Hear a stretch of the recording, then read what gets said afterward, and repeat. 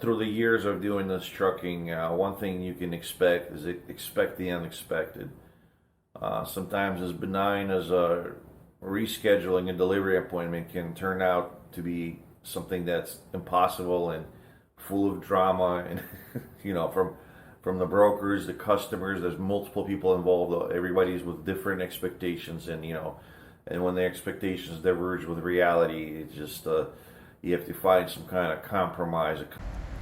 My name's Slavka. I'm from Alabama, and this channel is about living, traveling, and learning. See you on the road.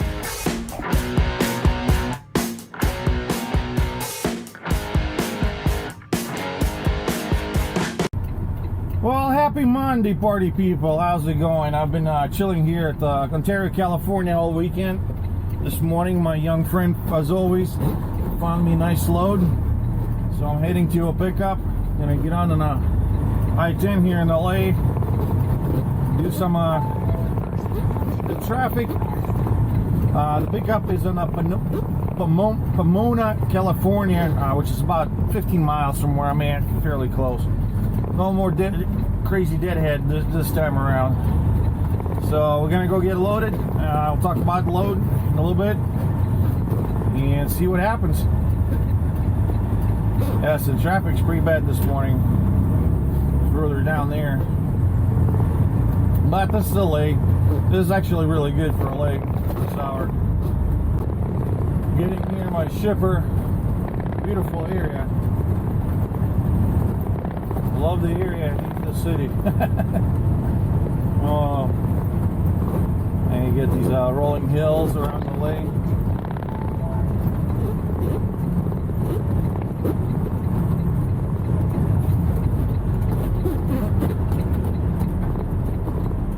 Gotta swing wide on these corners. Alright. Yeah. I imagine 20, 30 years ago, this place was booming, before the Democrats took over.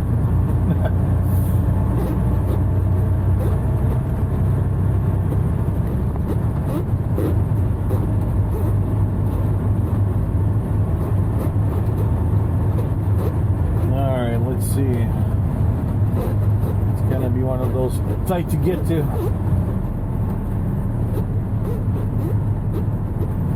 Down this driveway. It's like a loop there. We can go down here. I've loaded here before. Not this exact shipper, but it was a different warehouse. Just same business district.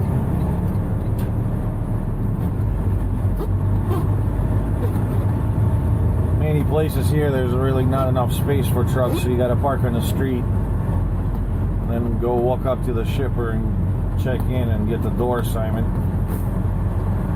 And unfortunately, employees for all these businesses park here too, so it's often there's no space. You just kind of put your hazards on and block a bunch of shit until you have your door.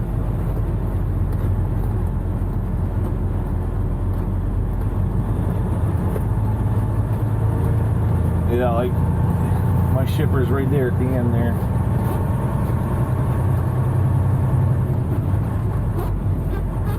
I'm gonna go park right here.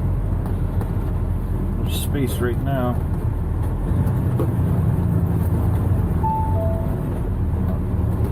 The worst thing you can do is just pull in, and then there's nothing, you can't turn around, and they tell you to F off.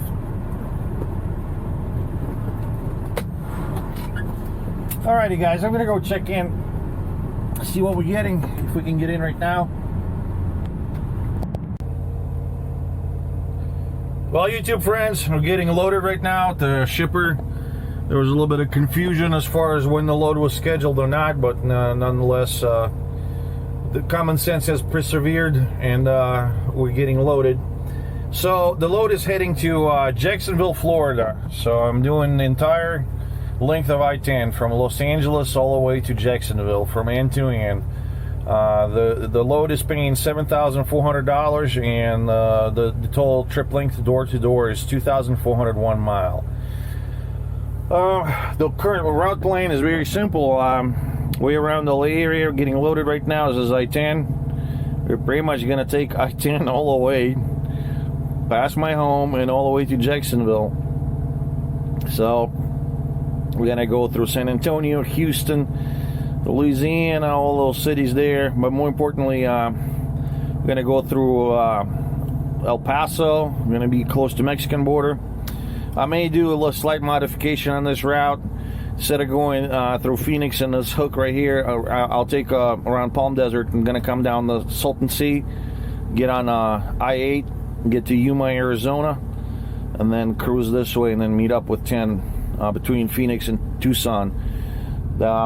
Generally, in my experience, it just avoids a little bit of Phoenix traffic because it's not horrible, but sometimes around here you start getting kind of congested and stuff. But distance-wise, it's the same. Plus, it's a cool drive right here at the Salton Sea.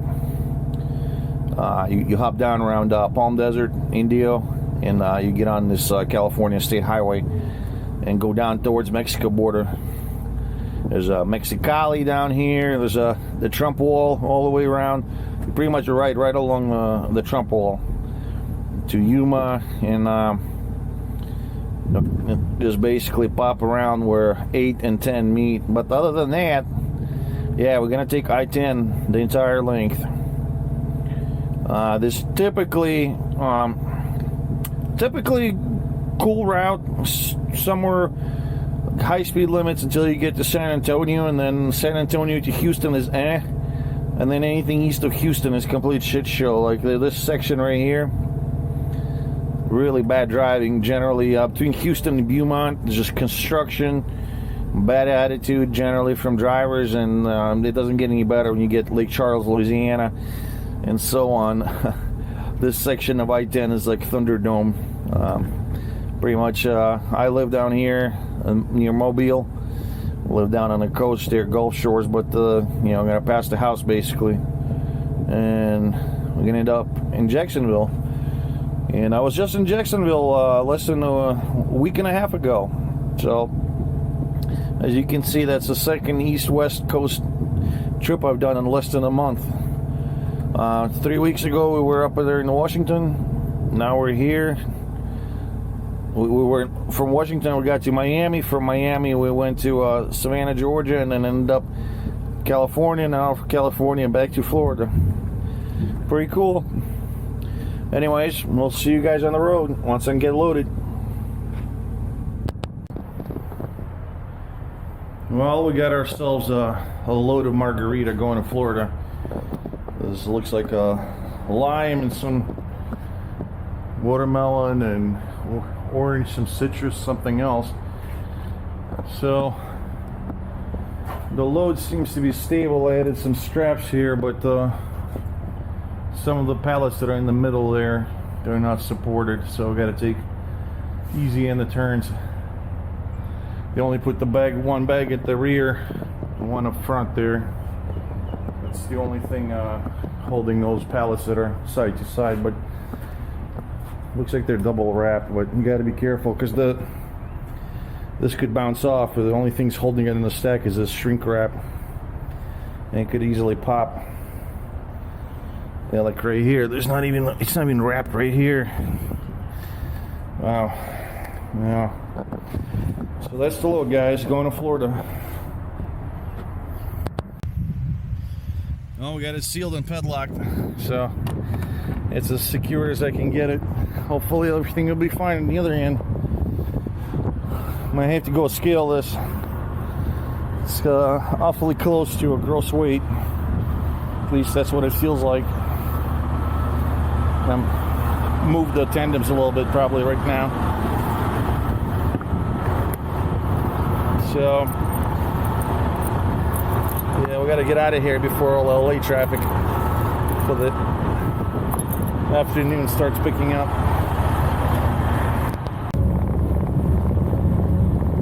Scale the load. I'm on 77,900. Got the axles almost right.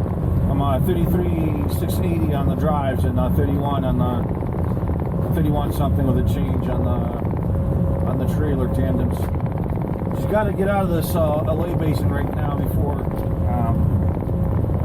Right afternoon traffic starts getting really bad. It's 2:21 p.m. By 4, this whole area is going to be standstill. It's already starting to get there. We're heading east on I-10 basically the entire way. I'm going to exit. Go around Salton Sea just to get on 8. That's my preferred shortcut when I'm heading east on 10. I get around the Phoenix that way if I don't have to go there. But other than that, pretty much straight up 10 shot all the way to Jacksonville, Florida. From the beginning to the end, from coast to coast, from Pacific to Atlantic.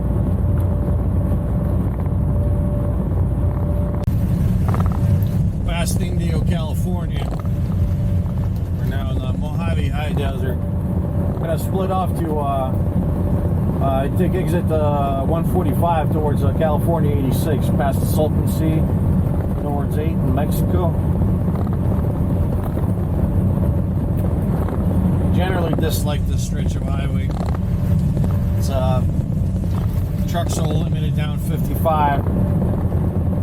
There's all these company drivers just fucking annoying because they go race you, get in front of you, and then the guy can't climb the hill worth shit, and he's just constantly fighting who gets in front of who. And it's like any other place I would just blow them out because they'll govern down to like 65, 68, but down here it's like I don't want to get speeding tickets. I'm going 60. Some Swift guy or whatever the fuck, you know, he's like, oh, I'm gonna go run this truck, I can pass him.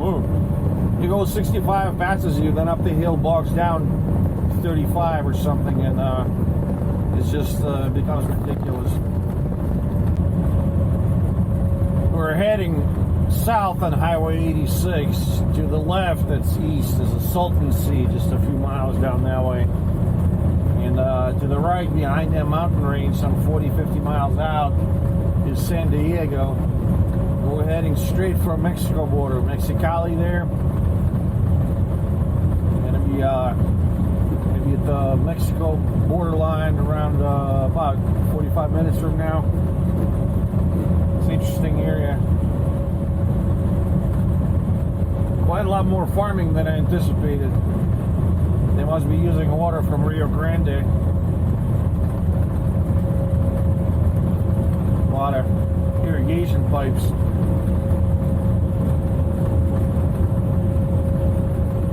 Yeah, you can see the Salton Sea up in the distance to my left, on the driver's side. I don't know if the camera is going to show that well. I'm going to try to zoom in, but that body of water dried up quite significantly. Wow. I lost the water receded at least a mile. I could see the opposite shore. It used to be all the way up there where you can see the shoreline.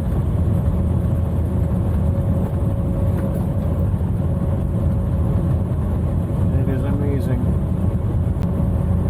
This is why I take 8 south instead of continuing on 10 towards Phoenix. It's a lot flatter.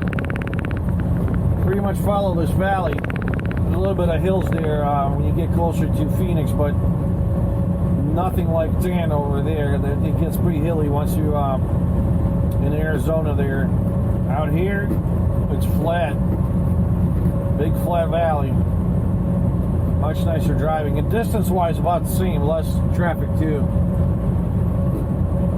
The only thing is the Mexico border is right over there, less than a mile. You pretty much you can see into Mexico when you look to the right.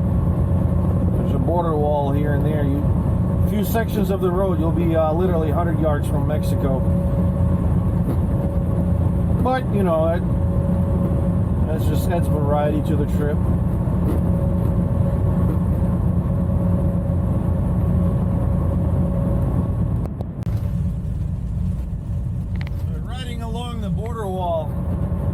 The Great Trump Wall.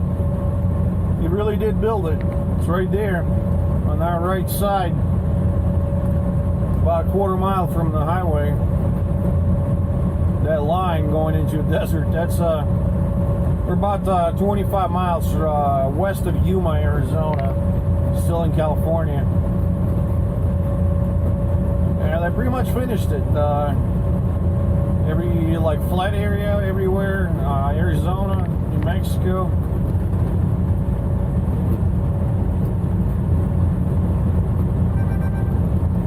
Border Patrol truck.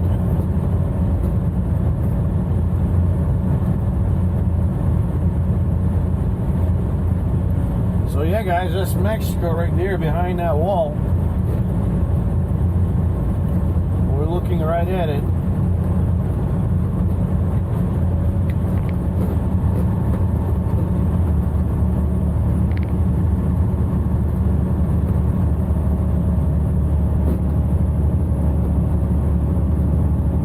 Crossing the Colorado River, going to be in Yuma, Arizona.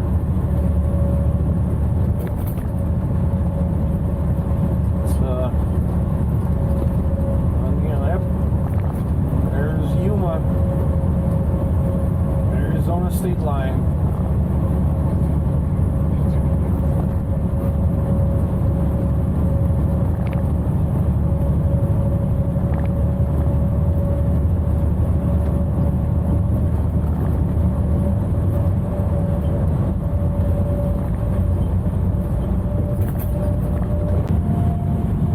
Oh man, I love driving when weather is good out here. The long stretches of road, you can see everything, no trees. Beautiful mountain scenery. The Mojave Desert is awesome on southern Arizona. Although it's rarely that it snows here on I-10, almost never, but when it does, it gets bad. We usually have that ice rain. Just a few months back, there were some horrible accidents further up there towards Tucson. Iced over around Arizona and New Mexico line. But yeah, we're basically riding along the Mexican border. I can see Mexico from here. We just, all those ridge lines to the south of me, that's all Mexico. The border wall is like maybe a mile or more out from the highway. Pretty much going to be going like this until El Paso.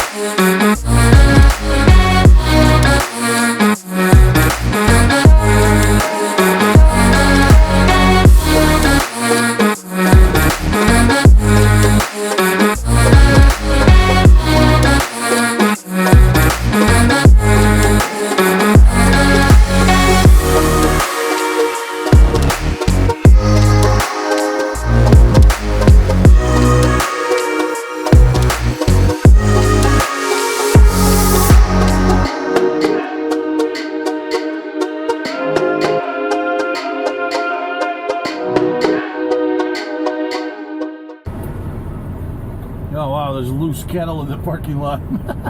Look at this, guys. There's like cows and bulls. They're just chilling there.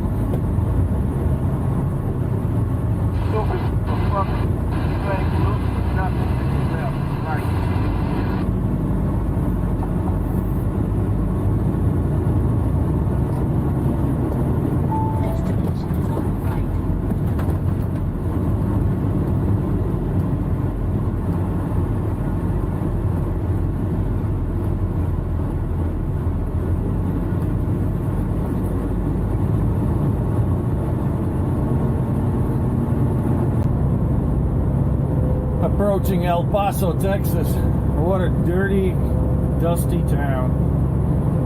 Always traffic around here. Maybe it's because I major crossing of Mexico. I have no idea. Well, in El Paso, Texas, Mexico is right over behind that road. In fact, we'll see it in a second. There's all the Mexican neighborhoods over there.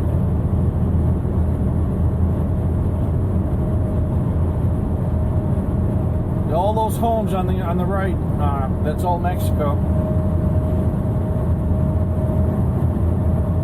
It's like a shantyville there.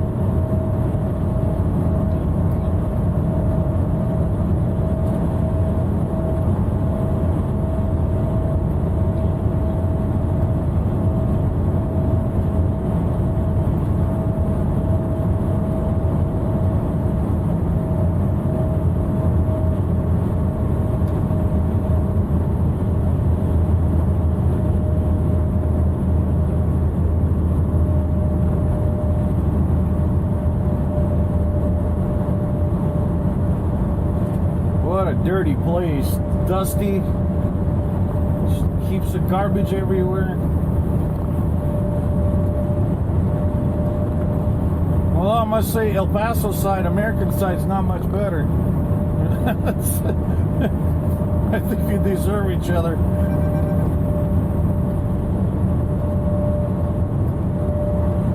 Yeah, guys, the border's right under there, right under that highway. Literally looking at Mexico 100 yards to the right.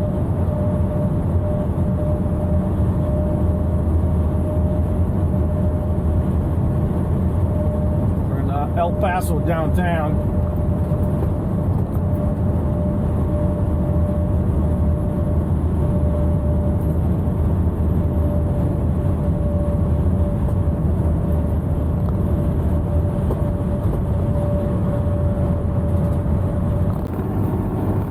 Entering one of those I-10 inspection stations for Border Patrol. So we're in the border zone. Every so many miles that you got to go in there, they ask you.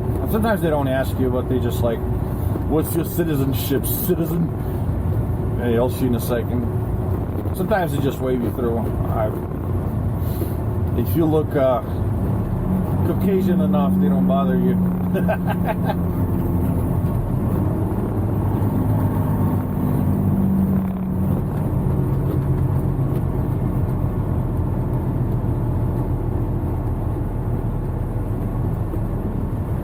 Every about 60 to 80 miles, there's one of these check stations. They're not always active all at once, but they're here for sure. Pretty much any freeway, especially 10, has that. Like from California to Texas, anywhere where we close to the border, within 50 miles of the border.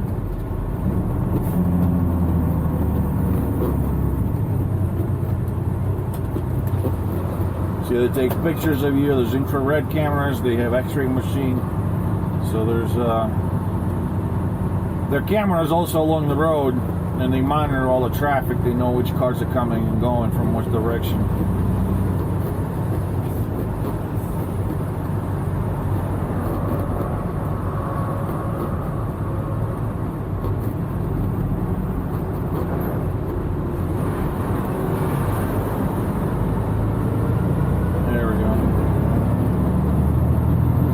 Suspect something, they put you in the X-ray machine. I've had that happen. Sometimes it's just random. So many trucks, or for whatever reason they think you have illegal aliens inside of your trailer. They'll X-ray your ass.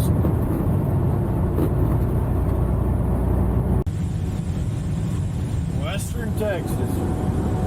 I'm going to stop at a Fort Stockton in 30 miles to Walmart.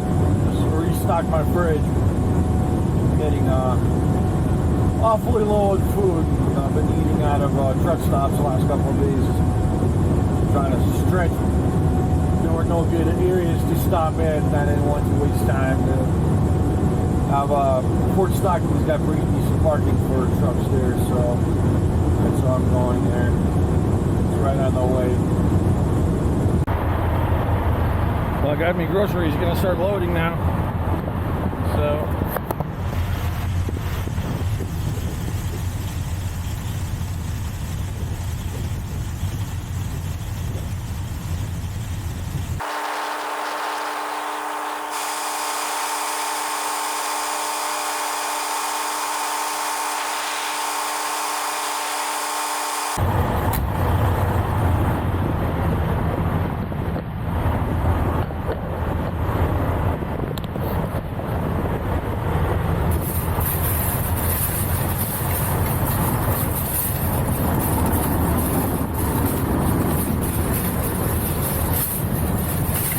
ooh, it's hot today. These thunderstorms later, I better get going. Long-term survival on the road.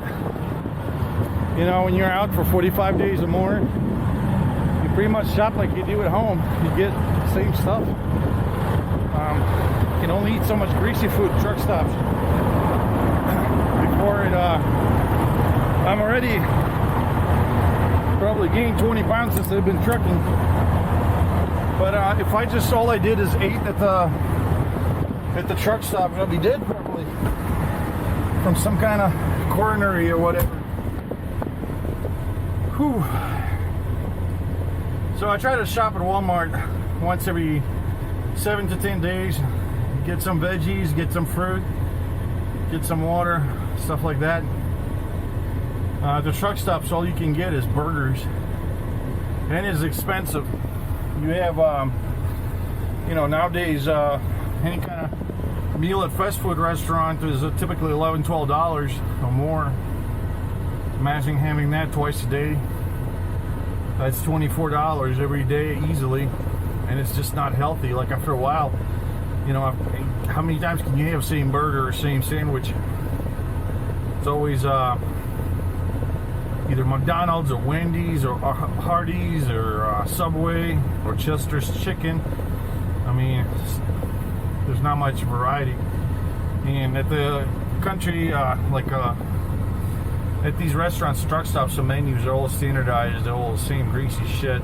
It's okay once in a while, but every day it's just the smell of it makes you want to vomit. So we're forced to prepare our own food somewhat with a microwave and just boiling water. And most of the stuff I buy, it's you know, it's already prepackaged food, so it's ready to go. Make your own sandwich, make your own salad, you know, stuff like that, and everything's there. Just important thing is to have good fridge and freezer in the truck. That's about it. Alrighty, guys, I'm gonna start putting the stuff away in the fridge, and gonna keep going.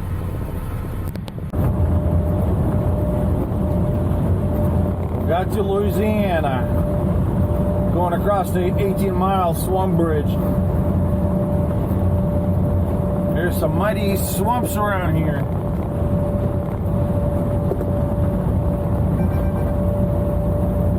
Some really impressive swamps. 18 miles worth of it.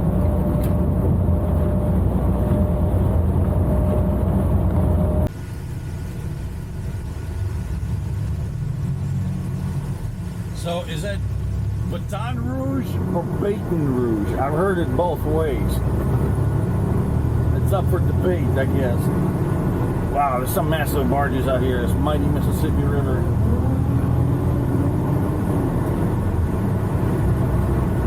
There's high water. Look, the banks are flooded and everything, and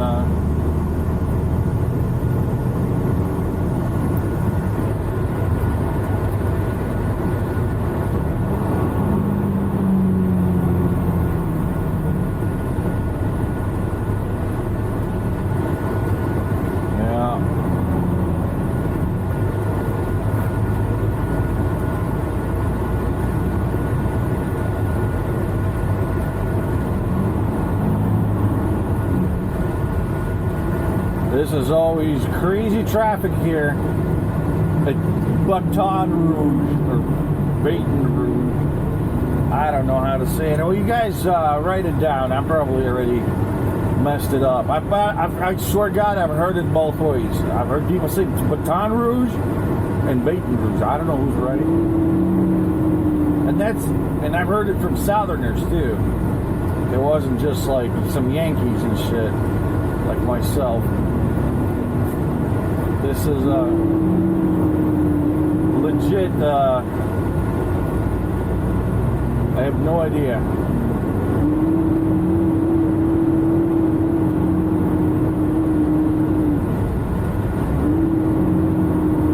Yeah, people are really bad at planning their mergers here.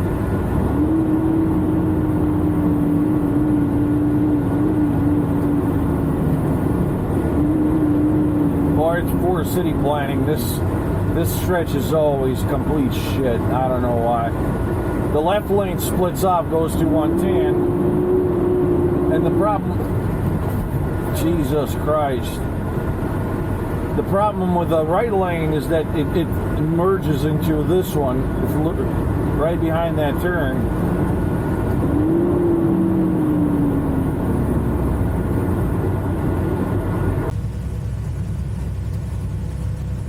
Well, as soon as we are out of here, the better. You guys don't know, Louisiana traffic is really bad. It's just the drivers are jittery as fuck. It's like everybody's doing meth here or something. I don't know. Fuck, you see Louisiana plate in your state, whatever the fuck it is, stay away. Chances are they're probably fuck their cousin and doing meth. I know they say in Alabama fucks their cousin. Nuh-uh. That's a misconception. You should go to Louisiana. Anyways, we're out of here. We're like right before the rush hour. Woo! The vehicle's on fire. Holy shit. That was a Camaro, just blew something.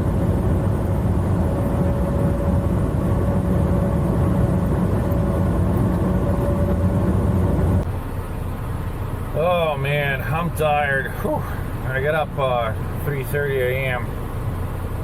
Just finished my logbook this afternoon. So, yeah, we're getting almost at Mississippi line here in Louisiana. So, gonna keep trucking tomorrow. Now I'm not sure if the shipper's gonna be open. So we got delayed on the receiver might not be open by the time I get there. So I don't know what's gonna happen. We got delayed at the shipper. When I arrived there, they couldn't find my load, and then I had to reschedule the pickup. I sat for almost 7 hours at the shipper, and as a result, my logbook got all fucked up the first day. So I didn't do full miles, and then, it's kind of like a snowball effect. After that, it's just playing a catch-up game on a already tight load schedule, so... that's where we at. What's up, YouTube? Well, as you can see, I'm enjoying my home time. Unfortunately, the load was not delivered yet. So what ended up happening is, because of all the cascading delays starting from the shipper not able to locate this load, and then just one thing after the other, the schedule was so tight that basically the receiver could not get me in to reschedule for a following day, or even like following Monday. They rescheduled for 12th of May, which is, that would put me back almost 2 weeks waiting for the receiver. So since I live nearby, I end up just parking the truck and going home. I'll deliver the load when the appointment is due. So that's the unfortunate part. Luckily, I'm not forced to sit in the truck or finding alternative storage places for the load. Just gonna enjoy my home time. I was heading home anyway, so, and then deliver this load. Well, that's what happens sometimes.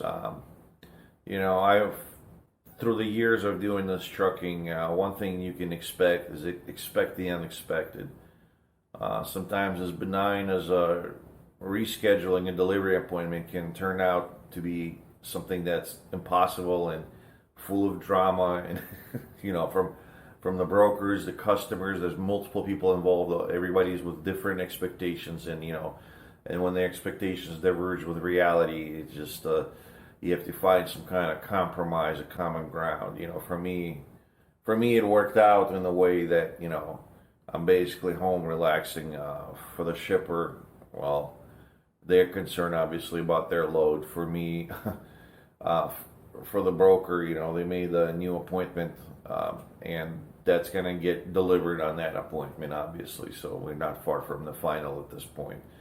So we'll see how that develops. That's why I didn't post videos and in the last week or so, because I was in transit from LA to Jacksonville, and last Friday, just you know, after learning that it's rescheduled so far off, that I decided that I'm just gonna park it and go home in the meantime. We'll finish this load. You know, hopefully everything will get clean BOL and move on, keep on trucking. You guys stay safe out there, and I'll see you on the road.